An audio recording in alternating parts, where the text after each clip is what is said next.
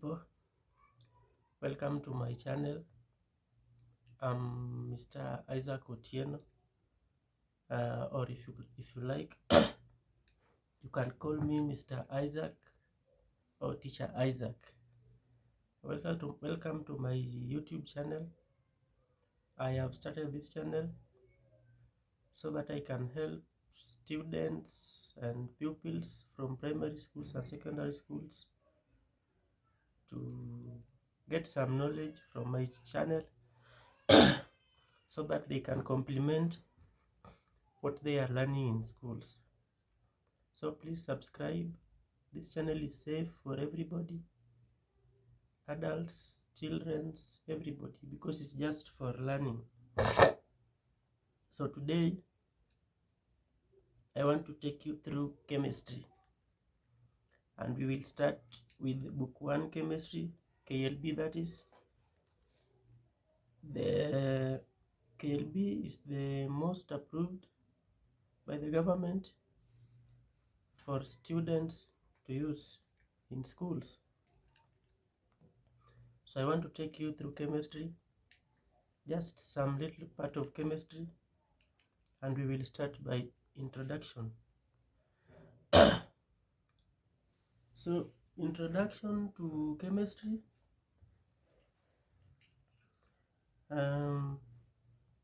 We'll start by defining what is chemistry.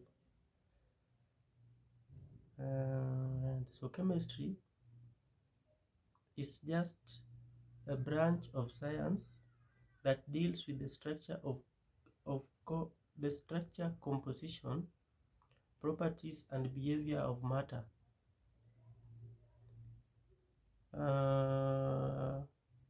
Phases of matter. Matter is anything that has weight and occupies space. And states of matter, we have solid, liquid, and gas. So we will start by defining what solid is. Solid is made up of particles which are very closely packed, hence has a definite fixed shape and fixed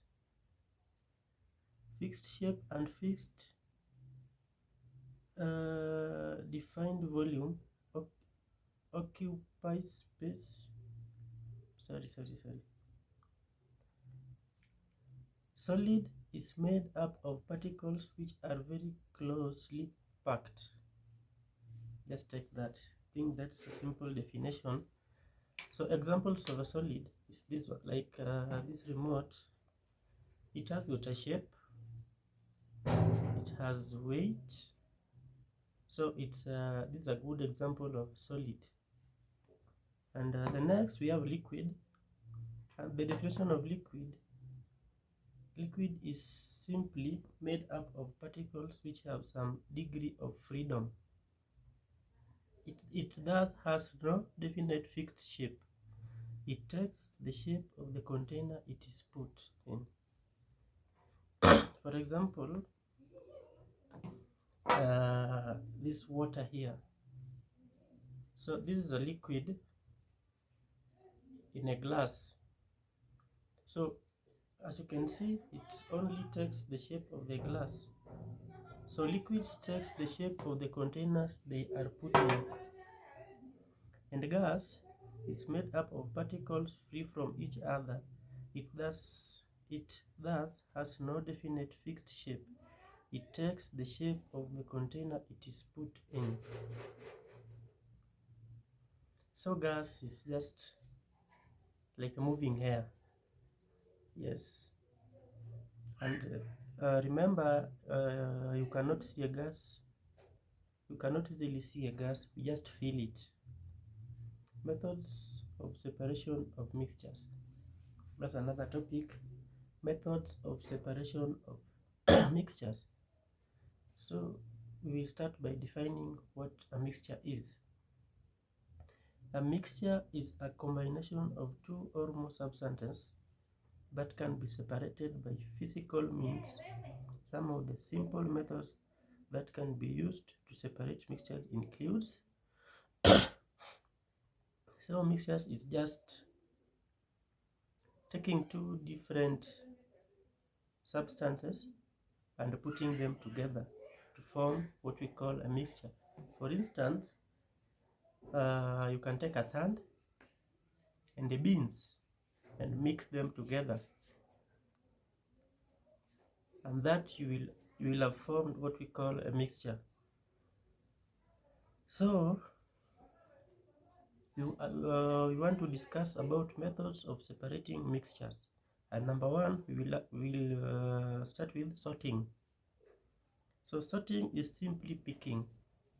The method involves physically picking one pure substance from a mixture with another, such as sorting maize from maize beans mixture. That's simple. That's very simple. I think you understand. It's simply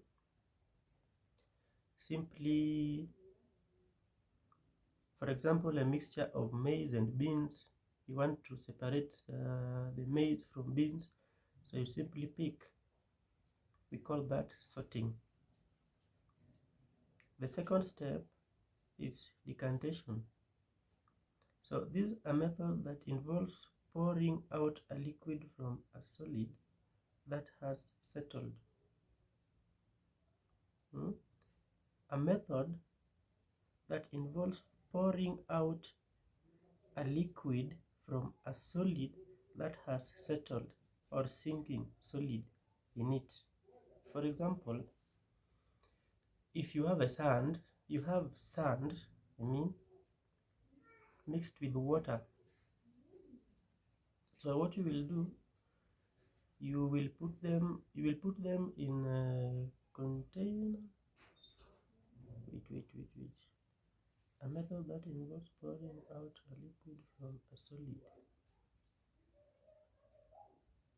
So for example, you have a mixture of, you want to separate beans from water.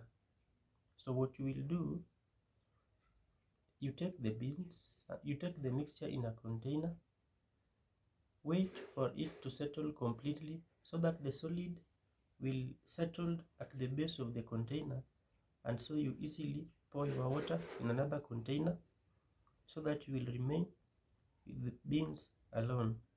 That's what we call decantation. The third step, we have filtration.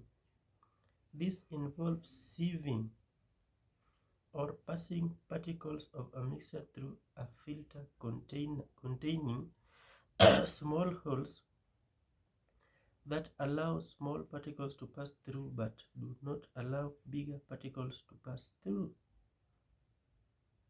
I'm still going to use same examples that I used in decantation. A mixture of beans and water. So you can use a towel for that is. So you will take an empty container, cover its top with the towel, then take your mixture of beans and water and pour on it. So the water will pass through and the beans will remain on the towel.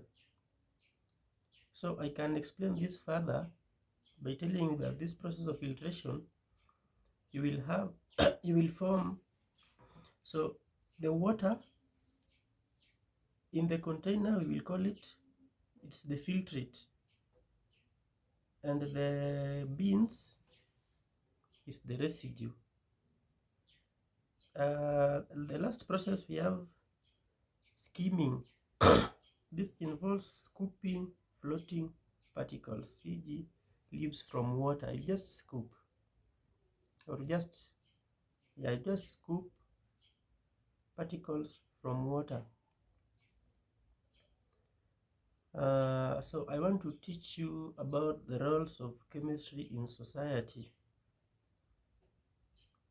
So we have the first role, washing. Chemistry can help you in washing or cleaning with soap, understanding chemicals of life, baking, medicine, fractional distillations of crude oil, and this method is mostly applicable in industries, respective industries, manufacture of synthetic compounds or substances, diagnosis, test for abnormal body functions, mostly in hospitals, careers such as chemical engineering, veterinary medicines, chemistry teacher, among others. Now, like I am, so that's the roles of chemistry in society.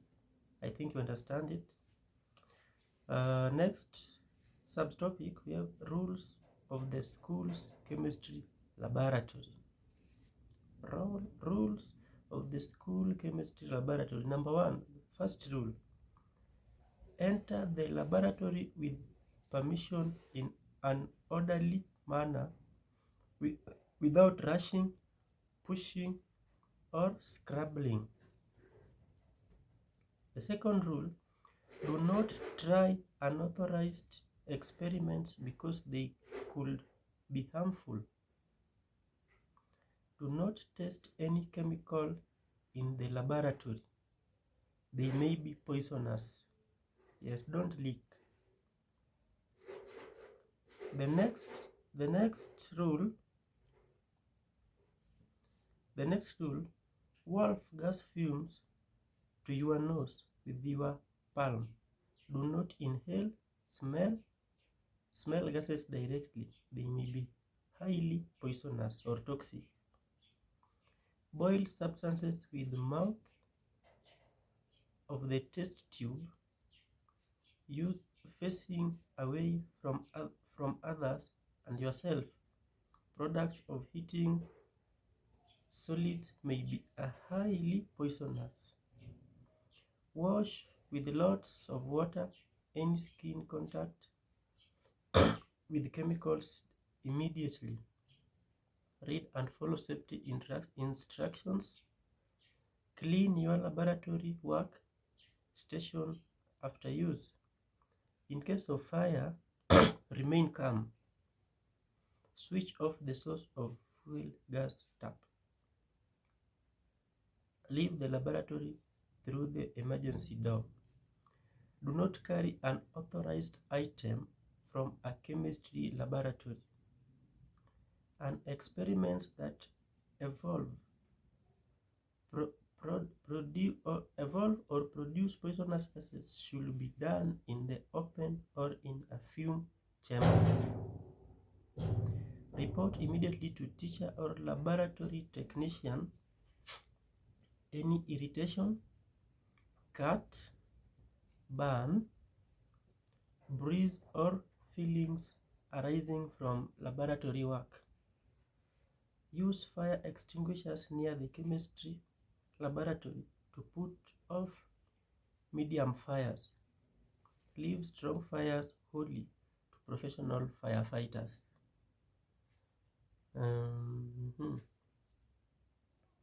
Chemistry laboratory apparatus. An apparator or apparatus are scientific tools or equipment used in performing scientific experiments. They are classified into different categories as follows. So, let me call you my class. I will request to leave it at that point. I hope you got some knowledge, though not perfect, but I've just started. I will get perfect as we continue. Please subscribe to my channel. If you are a student, if you are a pupil in primary school, I will get you all of you covered. I will be having lessons of secondary syllabus and primary syllabuses. So please stay tuned. Ask questions in the comment sections. Support this channel because I have good content for you that can help you revise if you are a form going to do exams, or if you are a class 8 expecting an exams. So please subscribe and let's support each other. Thank you very much. Till next time.